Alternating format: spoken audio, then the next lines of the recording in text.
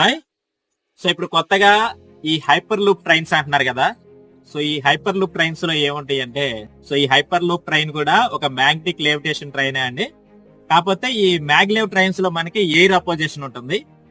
ఈ hyper loop trains లో మనకి ఒక చాంబర్ లాంటిది కట్టి, అంటే ట్యూబ్ లాంటి నిర్మాణం చేసి దానిలో ఎయిర్ నంతా తీసేసి వాక్యూమ్ క్రియేట్ చేస్తారన్నమాట.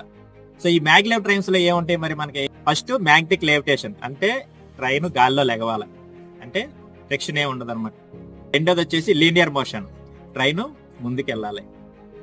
మూడోది వచ్చేసి గైడ్, అంటే ఇటు ఇటు, అంటే ట్రైన్ అన్నది గాల్లో ఉంది కాబట్టి ఇటు ఇటు వెళ్ళే ఛాన్స్ ఉంది కాబట్టి ఇది గైడింగ్. హైపర్ లూప్ ట్రైన్ లో చూసినట్లయితే మనకి మ్యాగ్నెటిక్ లెవిటేషన్ గాల్లోకి లెగుస్తుంది, లీనియర్ మోషన్ ముందుకెళ్తా ఉంటుంది, గైడింగ్ అటుపక్క ఇటుపక్క వెళ్లకుండా సెంటర్ లో ఉండేటట్టుగా ఉంటుంది. దీంతో పాటు ఎక్స్ట్రా ఫ్యూచర్ ఏంటంటే ఎయిర్ అపోజిషన్ లేకుండా ఉంటుంది అన్నమాట. సో ఇదే మనకి కొత్త